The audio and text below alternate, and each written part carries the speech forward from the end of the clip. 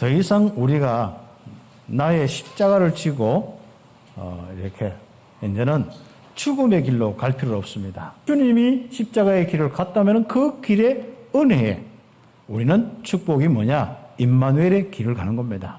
하나님 없는 길이 아니라 하나님이 함께하는 길입니다. 하나님께서 성삼위 하나님의 이 보좌로 함께하고 인도 역사는 그 길, 성령으로 구체적으로 인도하고 역사는 그 길로 가면 되는 거예요. 우리는 믿음만 가지면 되겠죠. 그래서 그 은혜 속에서 우리는 지금부터 나를 완전히 복음화시켜 나가야 한다. 우리를 복음화시켜 나가야 한다. 그 그리스도의 이 오심과 죽으심과 부활을 통하여서 이루어진 이 귀중한 복음, 이 복음이 내게 이제는 바로 영접하여서 생명으로 참된 의로 빛으로 우리 속에 계시는데 이 귀한 바로 축복이 나의 믿음이 되고 나의 능력이 되겠다. 오늘 우리의 전체적인 제목은 우리의 삶이 되는 부활 메시지. 이것은 이제 우리 본문을 통하여서 함께 응답받을 것이고요. 먼저 서론적으로 우리의 모든 것이 복음화되어야 된다 했습니다. 실제로 복음이 바로 나의 모든 삶이 되어야 된다. 이 초점이 있습니다. 이런 복음의 비밀을 가지고 이것이 나의 것이 되고 나의 능력이 되고 내 삶의 이 증거가 되고 내 모든 현장 속에 복음화되도록 우리는 뭐 하냐? 기도하는 겁니다. 그래서 지난주 우리가 기도의 습관 두 가지를 구체적으로 이야기를 했습니다. 복음을 통하여서 내 자신의 굉장한 평안과 기쁨을 우리가 누리는 바로 이 조용한 시간의 기도 시간. 무엇이든지 구하고 무엇이든지 찾고 두드리는 응답. 그래서 여러분의 구하는 간절함의 기도. 그래서 이제는 나를 복음화를 넘어서 우리의 복음화를 항상 이렇게 기도하는 시간표 속에 이렇게 응답을 받았습니다. 오늘은 우리의 삶이 되는 부활 메시지다. 이 메시지를 주시면서 좀 우리란 이 초점을 두고 하나님이 많이 우리에게 말씀을 주십니다. 우리가 서론에 우리의 모든 것이 복음화되어야 되는데 우리의 과거를 복음화해야 됩니다. 내 자신부터 시작해서 내 옆에 있는 사람들, 나의 자녀와 나와 함께하는 우리 후대들, 우리 렘넌트들 바로 복음화해 나가요. 우리는 모든 부분들 속에 이제부터 바로 각자뿐 아니라 이제는 서로가 함께 서로 돌아보면서 하나하나 복음화되어야 됩니다. 이 복음화에 있어서 방해되는 것이 뭐냐? 우리의 과거 때문에 그렇습니다.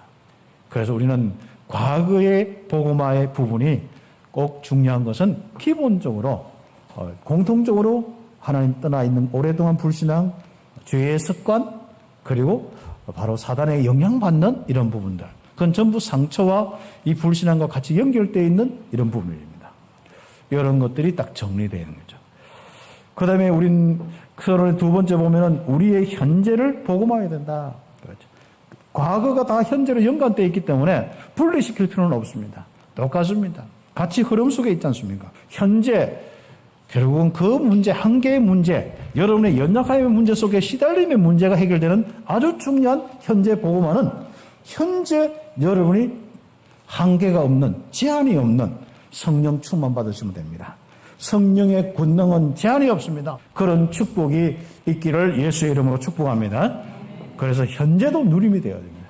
현재도 삶이 평안과 기쁨이 넘쳐야 돼요. 그리고 우리는 바로 우리의 미래를 복음화해야 됩니다.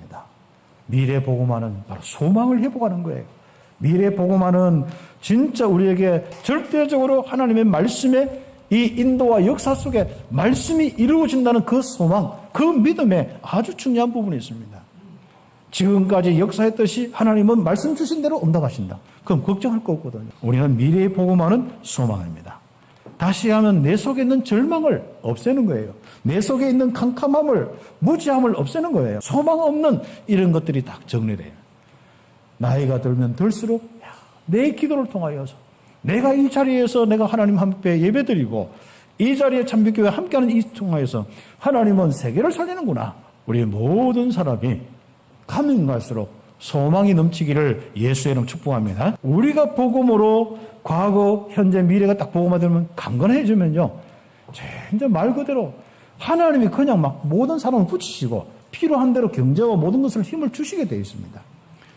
그래서 우리는 절대로 낭심하지 마시고 우리는 하나님께서 주시는 이 복음 가지고 오늘 바로 나를 포함한 우리의 과거, 현재, 미래를 복음하겠다. 그러면 우리가 오늘 이 축복 속에서 주님의 부활의 사건, 요한복음 20장 1절 말씀부터 우리 마지막 절까지 31절까지 우리 함께 말씀을 묵상하거든요. 집에서 이걸 쭉 읽고 묵상하면서 또 은혜도 받고 좀 힘을 얻기를 바랍니다. 부활 사건은 십자가 사건과 함께 진짜 역사적인 사건이고 완전한 사건입니다. 자, 그러면은 이 십자가 사건은 우리의 대속을 위한 것이지만은 이 부활 사건은 어떤 것과 우리에게 가장 연결되어 있냐면은 바로 우리의 구원이 완전하고 영원하다. 여기에 우리 모든 초점이 있습니다. 십자가 사건을 알고 있는 여러분이 예수님의 부활의 가장 중요한 사건을 여러분 믿음의 내용으로 삼고 있어야 됩니다. 그래서 우리가 믿음의 부분인데 바로 첫 번째로 안식 후 첫날에 예수님이 부활하셨다. 이 내용이 다 믿음이 되어야 됩니다. 요한복음 20장 1절에 보면은 그렇죠. 안식 후 첫날 일찍이 아직 어두울 때에 막달라 마리아가 무덤에 와서 돌이 무덤에서 옮겨진 것을 보고 그랬죠. 여러분이 정말로 그리스도께서 부활하셔 나와 함께 하신다. 이것을 정리하고 있어야 됩니다. 그래서 우리는 바로 초실절에 바로 아주 중요한 시작이 예수님 부활날 그날이거든요. 예수님 부활 첫 열매, 그게 초실절입니다. 거기서부터 이제 쭉 40일 동안 쭉 하면서 이제 그 수장절 이렇게 지키고 있는데 여러분이 그 열매로 이 자리에 앉아 있습니다. 바로 여러분이 바로 부활의 비밀을 가지고 있습니다. 그래서 부활날 기점으로 해서 우리 교회가 모이는 거예요. 예배를 드리는 겁니다. 이걸 보고 우리가 우리 주일이라고 하고 그렇죠. 그러나 꼭 기억할 것은 뭐냐면은 우리가 주일이라고 부르고 구별된 날로 응답받는 것도 좋아요. 그렇지만은 우리가 그렇다면 주일만은 주일날이고 나머지는 다른 사단의 날입니까? 아니잖아요. 그래서 우리는 모든 날이 다 주님의 날이다. 그런데 딱 구별되는 것은 주일날 내가 은혜 받고 예배하고 그 속에서 평일날, 다른 날은 내가 이 축복을 가지고 누리는 그 삶이 내 삶이고 그래서 365일 모든 것이 주님의 날이지만은 특별히 구별하여 주님 앞에 공예배로 드리면서 은혜 받고 그걸 가지고 평일 예배로 하나님께서 기뻐하시는 내 삶을 드리는 거예요. 부활하신 주님과 함께 이제부터 예배 드리고 그 중심으로 모이고 부활신앙으로 우리의 인생을 살아간다. 거기에 대한 확정을 딱 가셔야 됩니다. 그런데 제자들은 구약 성경에도 분명히 죽으시고 부활한다는 내용을 많이 들었을 거고 그리고 예수님이 오셔가지고 그걸 언급하면서 크게 저도 이제 기억하기는 세 번째 내가 십자가에 죽었다가 다시 부활하겠다. 3일 만에 살아났다. 이걸 세 번이나 구체적으로 이야기한 내용들이 있습니다. 그런데도 불구하고 그 말을 들은 함께하는 사람들이 바로 부활을 잘 알지 못하는 거죠. 막달라 마리아도 갑자기 시신 문 열려 있고 막 갑자기 유대인들이나 이 대상이 또 장난쳤구나 싶어가지고 시신을 어디 훔쳐갖고 싶어서 막 별 생각하는 거예요. 베드로와 다른 제자들도 빈 보고 한참 막 무릎 꿇고 들어가가지고 막 찾아봤어요. 그러니까 부활을 안 믿은 거죠. 요한복음 20장 9절에 보면 갈로 열고 갈로 닫고 딱 기록된 내용이 있어요. 그들은 성경에 그가 죽은 자 가운데서 다시 살아나야 하리라 하신 말씀을 알지 못하더라. 기억을 못하더라. 그러죠. 이제 우리가 정말 부활신앙은 하나님이 함께하는 이 중요한 축복의 신앙이 되는 것이거든요. 믿음이 와야 됩니다. 그래서 예수님은 할 수 없이 또 확정시켜야 되잖아요. 그래서 부활하신 예수 그리스도께서 이제 한 사람 나타나는 거예요. 이제 내가 부활했다. 다 그렇죠. 막달라 마리아와 그와 함께하는 다 나타나는 거예요.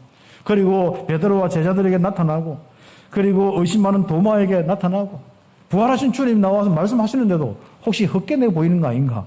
그렇죠. 또 이제 그렇죠.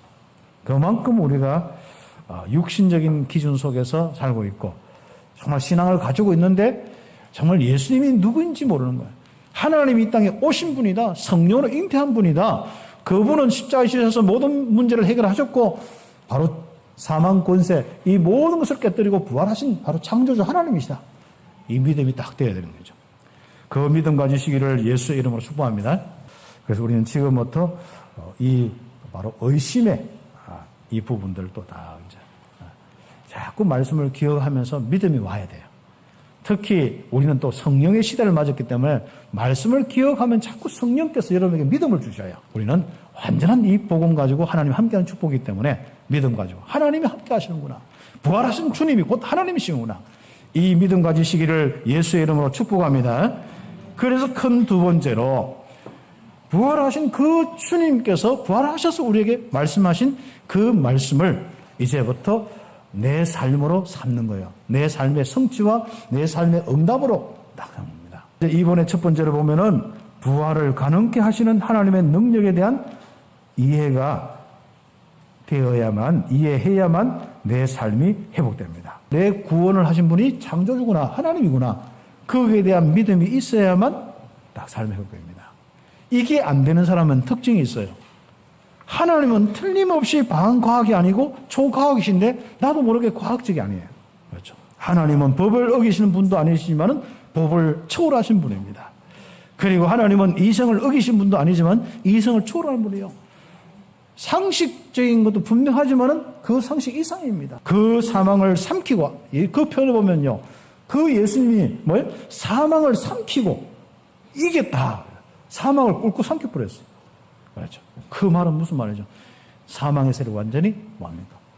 이것들이 뭘 예수님 대적하겠습니까? 그렇죠. 창조주 하나님이지 않습니까? 그렇죠. 지금도 함께 하신다. 부활입니다. 그것도 뭐예요? 창조주 하나님이 나와 함께 하신다. 이게 부활신앙입니다.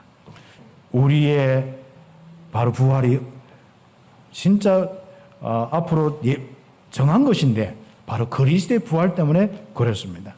그렇죠. 성경 구절은 주보에 기록되어 있기 때문에 찾아보시고, 혹시 다른 교인들이 우리 교회 메시지를 들으면은 주보의 그 내용이나 이런 것들을 우리가 이제 다 전달할 수 없으니까 참빛교회 이런 데 문의해 보면 됩니다. 아무튼 하시면 되고요. 그다음 우리가 조금 더 이렇게 보면은 이런 내용들을 유튜브 들을 수 있는 그 밑에다가 딱 같이 함께 어떻게 텍스트를 함께 해 놓은 것도 방법도 찾아보면 좋겠습니다. 그래서 우리가 함께 은혜 받는 이런 축복이 있어야겠습니다. 이게 굉장히 나의 메시지가 되더라고요. 야, 맞다. 맞죠. 예수님의 아버지가 곧 나의 아버지고, 예수님의 하나님이 나의 하나님이구나. 다 알죠. 그러면서 뭡니까? 나는 그분께로 올라간다. 그러면서 이제 나중에 성령을 받아라 이런 내용인데, 그 앞서 보면은 예수님이 나타나시는 그때마다 뭡니까? 항상 평강이 있을지어다.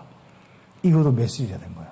특히 바로 복음을 가진 우리들이 실제적으로 이런저런 사건 속에서 어려움이 없고, 갑자기 제자들이 예수님 떠난다든지, 또 갑자기 이 예수님이 시체가 없어진다든지, 이런 속에서 뭡니까? 두려워서 이제 막 떨고 있는데, 문을 잠그고 있는데, 주님이 쑥 들어가셔가지고, 뭐예요? 주님의 말씀이니까, 부활하신 주님의 말씀이니까, 여러분이 평강이 여러분의 삶이 되도록 평강이 있을지어다. 막 마음속에 막 분노가 일어나고 평강이 있을지어다. 막 불안과 초조가 평강이 있을지어다. 여러분이 염려 걱정인데 평강이 있을지어다. 여러분의 많은 부분에서 혼돈이 오고 뭔가 어떻게 해야 될까? 평강이 있을지어다. 바다야 잠자라. 주님의 음성처럼요. 여러분의 그 음성 듣는 이런 축복이 있어야겠습니다. 이 축복, 부활 메시지가 우리의 삶이 되어야 되는 거예요. 맨날 불안하고 돌아다니지 말고 우리는 평강이 있을지어다. 이 메시지가 우리의 삶이 되어야 됩니다. 우리는 예수를 영접하면 이제는 성령이 우리 속에 있는데 우리는 성령의 권능을 받아야죠. 사도행전 1장 8절에 그렇죠. 바로 성령의 이 권능을 받은 이 삶이 내 삶이 되어야 돼요. 성령의 권능 없는 삶이 내 삶이 아닙니다. 이제부터 부활 메시지대로 우리의 삶이 되어야 되는데, 내가 성질이 급하든지 차분하든지 내가 뭐 이런저런 좀 부족함이 있든지 없든지 상관없어. 그거 자꾸 그거 가지고 막 하는 거야. 사람이 무슨 막 한마디 하면은 성질대로 어떤 데는 뭐 하다 보면은 뭐 갑자기 나도 모르게 욕도 튀어나올 수 있지요. 그렇죠? 통제가 안 되니까. 그런 거 시비 걸지 말고 우리는 성령 충만 딱 하면요. 그런 것도 통제도 될 수도 있고 그렇습니다. 그러나 별 문제도 안 되어집니다.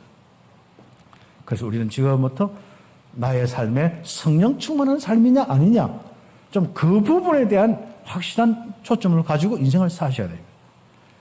이 땅에 다 시달리고 힘들고 빼앗기고 하는 건 사단의 역사 아닙니까? 그리고 전부 사단의 역사 잡고 있는 이것을 어떻게 우리가 살리고 할 수 있습니까? 성령의 권능입니다.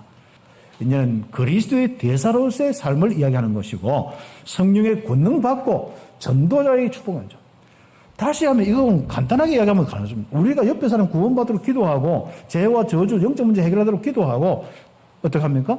기도해주면 하나님이 역사하지 않습니까? 그리고 복음 전하면 영접하면 그거 끝나지 않습니까? 그 이야기입니다. 내가 진짜 어떤 가톨릭의 어떤 고해 성사처럼 가가지고 목사 앞에 있으면 내가 너를 죄를 사하노라 여러분 현장 가서 불신자들이 죄 지으면 내가 죄를 사는 이런 개념이 아니라니까. 십자가의 죄 문제 해결하신 그리스도의 이 비밀로 그들이 십자가 돌아가신 예수님을 만나게 하면 그 죄 문제가 해결되는 거예요. 그래서 그 복음을 전할 때 복음을 전하고 안 전하고 모든 부분이 여러분에게 있는 거예요. 여러분이 한 지역을 놓고 한 나라를 놓고 다 기도합니다. 그게 바로 이런 부분이다. 그래서 우리가 지금부터 그래서 우리가 마무리 메시지로 우리가 오늘 우리의 삶이 되는 부활 메시지 이것을 꼭 정리를 하겠습니다. 그래서 같이 함께 20장 30절 31절 같이 읽고 우리 마치도록 하겠습니다. 우리 같이 함께 읽도록 하겠습니다.